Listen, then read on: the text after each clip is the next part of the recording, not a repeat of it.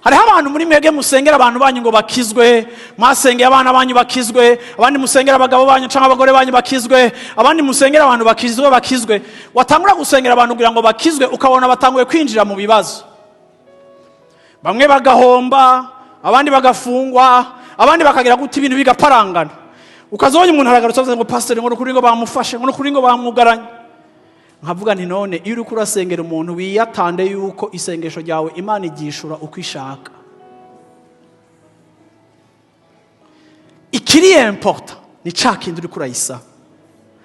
Bantu mwicaye hano hano, ari abantu muri mwebwe vy'ukuri no guhomba muri ko murahomba. Rero n'abantu mudatera imbere ko muramukwiye gutera imbere. Kuko ari umuntu ariko arasenga, ariko arakusaba Imana. Akavuga ati Imana nkujya muntu. Novuga ngo si inkuru nziza ndiko ndakubarira, ariko niko Bibiri ivuga. Eliya yasavye Imana ngo imvura ihagarare. Nukuvuga ngo Eliya mu ncamake yasengeye inzara.